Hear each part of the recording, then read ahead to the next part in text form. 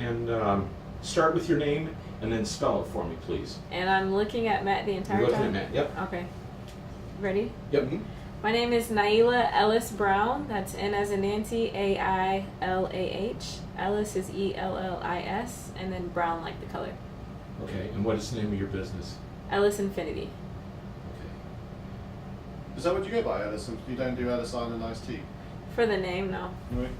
I wanted the opportunity to be able to do more than beverage. Okay, So, that's fine. yeah. Okay. All right, go You ahead. ready, mister? So, Nailah, tell me a little bit about Ellis Island and how you got started. Ellis Island Tea is an all-natural herbal iced tea, and it's actually a recipe that was passed down, a family recipe that was passed down from my great-grandfather, and it ended up in my father's hands, and for as long as I knew the definition of the word entrepreneurship, I knew it was my destiny. I just didn't have a product, talent, or service, and this recipe has been in the family for years. So when I was in college, and then I realized at that point that I wanted to leave school and go ahead and carry on the family legacy and start a beverage company with this recipe. Okay. So, this recipe came from your grandfather. Tell me a little bit about the recipe. Tell me, why was it so interesting? What was the really unique, cool thing about it? Well, normally when you hear about tea, it's the black tea leaves that everyone uses that has caffeine in it. And this one is set apart because the herb that we use is the hibiscus herb, which is cherished all over the world except for in the United States because we're kind of ignorant to it here. Not many people are familiar. And my great-grandfather is a Jamaican immigrant who came into America through Ellis Island. And every like holiday event, Christmas, Thanksgiving, different holidays, my father would make the recipe. And the reaction that people would give was just, it was unbelievable. Like I've never seen anything like this. And to me, it's like, it's just iced tea. Like, why are people reacting like this? But then it dawned on me, like, why don't you put this on the market? Because obviously it needs to be on the market, the way that people react when they try it. And it's set apart because just the blend of herbs that we use is totally different than your average iced tea. Okay, 1 second. Okay. All right, I'm rolling. So, if you could describe the iced tea in sort of like in a sentence, like if you were giving your sales pitch, how would you describe Ellis Island iced tea? Ellis Island Tea is an all-natural herbal iced tea brewed with 100% natural herbs and ingredients. There's no additives, no preservatives. Perfect.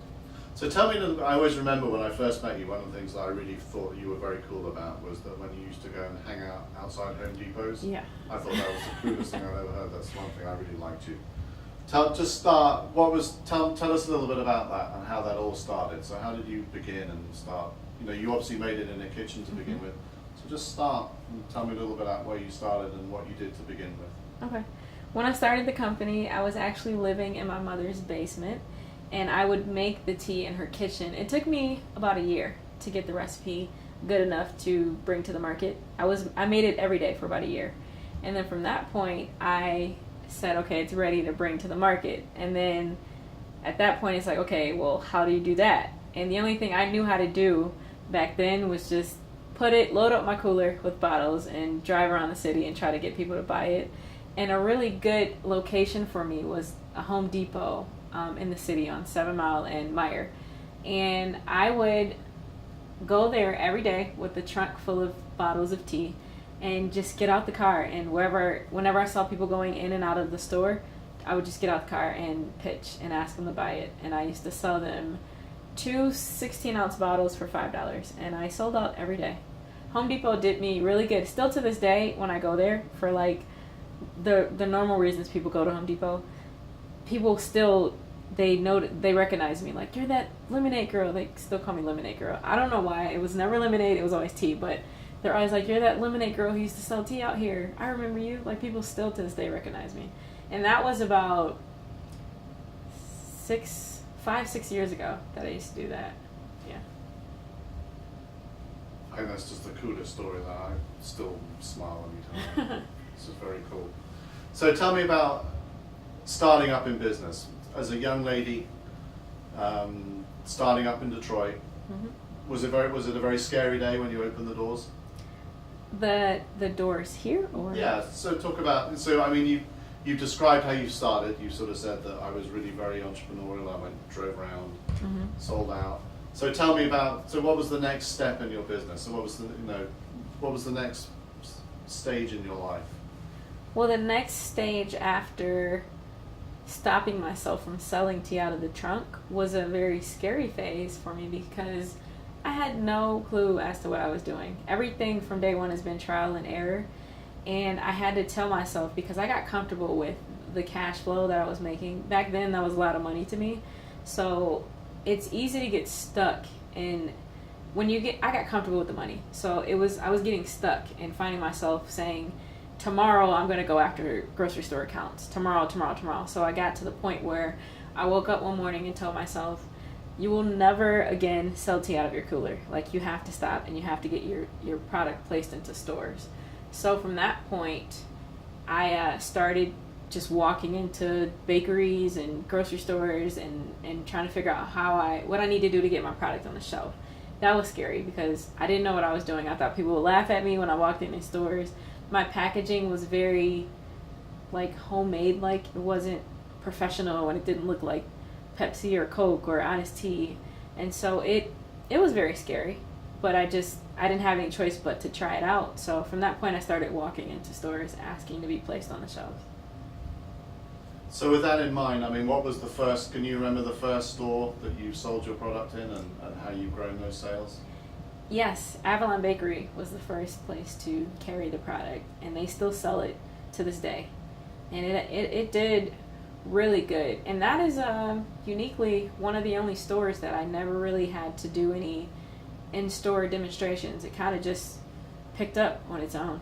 And people really liked the fact that it was local, and they started buying it and trying it out, and then it turned out to be a good product. And it sells really good there. So tell me the other stores that you're in today. Today we are in all the Whole Foods in Michigan.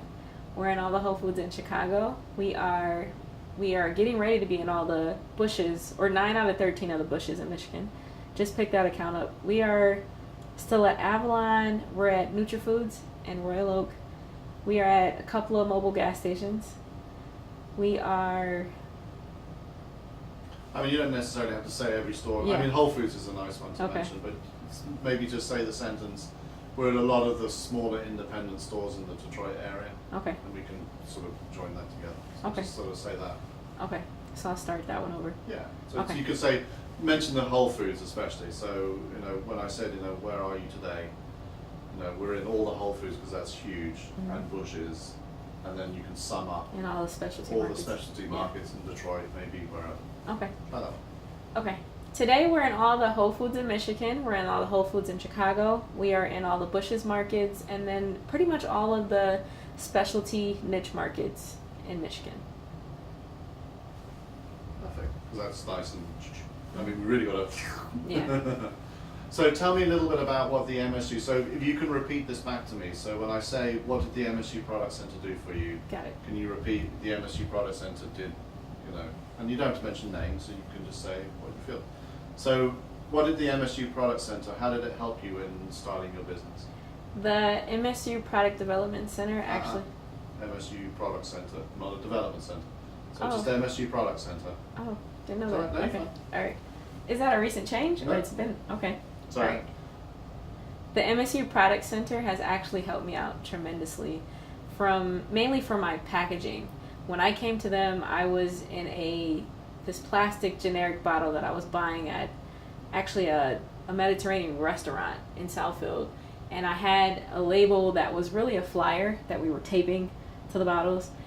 MSU Product Center got me legit. Like, they helped me with I currently have a barcode. I have nutritional information on my label. I actually learned the hot fill process to be able to bottle my own product. MSU sent me to a incubator in Hart, Michigan to learn everything about production. So now I'm capable of co-packing and bottling for other beverage companies as well. And they gave me that push to become a a real business, for lack of better words. And because when I came to them, I was out of my trunk business, and now we're getting ready to be national at this point. I don't know if we can say legit and out of your trunk, but there you go. Okay, so what's the future for Ellis Island Iced Tea? The future is to actually become a national brand, and to also get into co-packing and bottling for other beverage companies, and to come up. Well, we're working on some new flavors right now. We want to expand our line, and yeah, that's pretty much, to sum it all up. We want to become a national brand. It's a very good thing to be able to do. So to sum it all up, Nailah Ellis is obviously very proud to accept the award for Entrepreneur of the Year. So if you can say that, my name is not my name, but I am Nailah Ellis, And I'll crank the camera. Okay. and I'm very excited or happy or legit or whatever you want to do to accept the Entrepreneur of the Year award, and it means something to me. You can just swing it. Okay. Take us time, do it as many times as you Okay. want. My name is Nailah Ellis Brown, and I'm very, very proud and happy and speechless at the same time, and surprised to be receiving the Entrepreneur of the Year award. That is huge. I've never received anything like that before. It kind of hasn't hit me yet. Like, I don't know I'm still figuring out what that feels like to receive an award so huge. Good. Mm-hmm. How can you resist that smile? Say it again? Try it. I have a question, but you can look at Matt. What puts a smile on your face when you come to work every day? Okay. What puts a smile on my face when I come to work every day is knowing that I am free in what I'm doing. And freedom to me is happiness and the ability to have control over your destiny. At any point in time, it is my decision to do whatever I want, whenever I want, and however I want. And I have time. There are people out there who make good money, but they don't have time to enjoy their money. I'm not at the point where I'm making good money yet, but I'm on my way. And to have time and money and a good balance of that's freedom. And in entrepreneurship and owning my own beverage company, I'm free. And that's what puts a smile on my face every day coming in the building. That's gorgeous.